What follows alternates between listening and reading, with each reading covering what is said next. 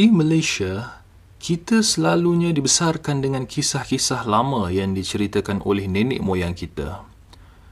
Oleh kerana negara ini mempunyai kepelbagaian kaum, maka hidup kita turut dihiasi dengan berbagai hikayat ataupun fiksi lama yang diterjemahkan oleh orang tua-tua dulu.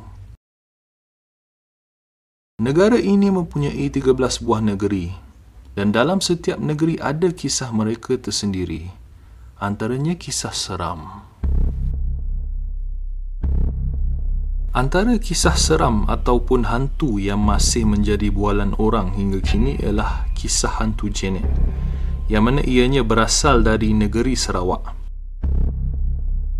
Hantu Janet boleh dikatakan agak terkenal di sekitar tahun 60-an dan 70-an dahulu, kerana ianya mengisarkan tentang roh seorang perempuan yang berkeliaran di sekitar Satok selepas dirinya dibunuh atas tujuan ritual.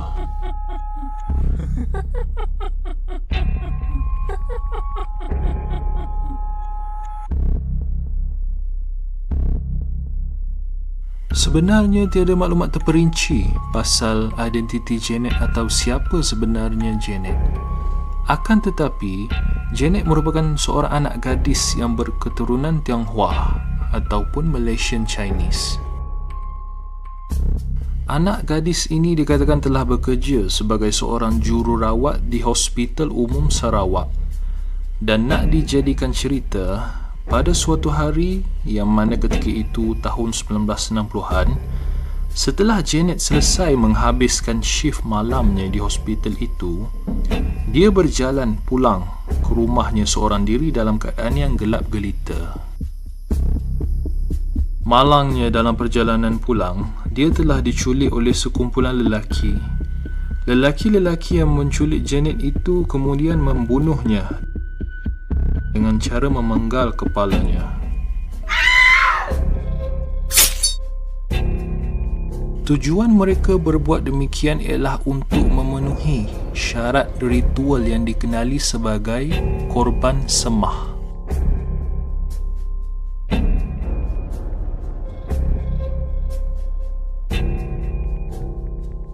Sejak dari hari penculikan itu, semakin hari semakin ramai anak gadis lain di kawasan sekitar turut hilang secara tiba-tiba. Ramai yang percaya anak gadis yang hilang ini telah dijadikan korban semah. Menurut kepercayaan orang dulu-dulu, korban semah adalah sejenis ritual yang akan dilakukan sekiranya terdapat projek pembinaan yang terbengkalai. Projek itu terbengkalai kerana difahamkan ada gangguan makhluk halus.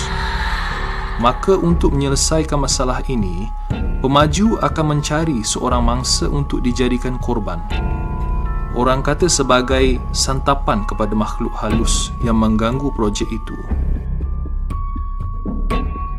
Demi menjayakan ritual ini, kepala mangsa korban akan dipenggal dan kepala tadi akan ditanam pada tapak atau tiang sesuatu binaan itu.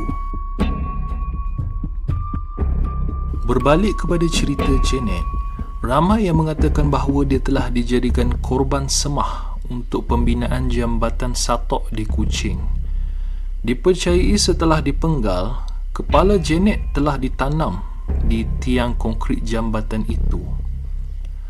Hal ini dapat dibuktikan apabila ada penduduk yang memberitahu mereka pernah menemukan mayat tanpa kepala dipercayai milik Janet.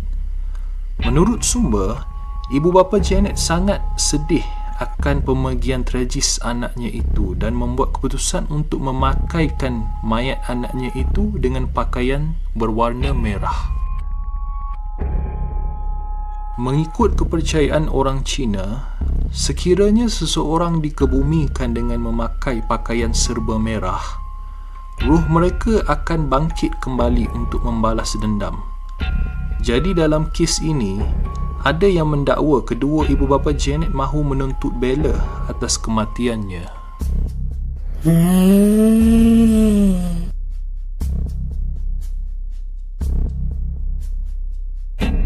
Tidak lama selepas mayat Janet tanpa kepala dikebumikan, penduduk di sekitar Kampung Kidai dan Bintangor mendakwa mereka selalu terlihat kelibat seorang wanita berpakaian serba merah berjalan seorang diri pada waktu malam.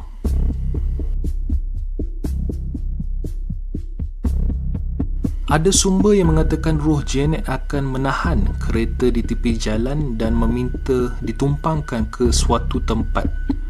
Tetapi apabila tiba di tempat itu, Janet sudah tiada di belakang seat, meninggalkan pemandu itu sendirian. Selain itu, ada juga penduduk di sekitar area itu mengatakan yang seorang anak gadis berpakaian merah sering menaiki feri pada waktu malam untuk merentasi Sungai Sarawak. Apabila tamat perjalanan, anak gadis itu akan gaib secara tiba-tiba dan duit tambang yang telah dibayarnya akan bertukar menjadi duit palsu ataupun duit yang digunakan oleh kaum Cina untuk dibakar dalam upacara kematian. Sehingga sekarang, kisah hantu Janet masih menjadi buah mulut masyarakat yang tinggal di sekitar Kampung Kidai dan Bintangor.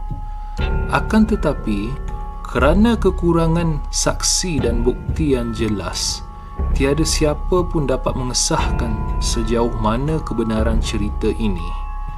Yang pasti, hanya Allah yang Maha mengetahui segalanya.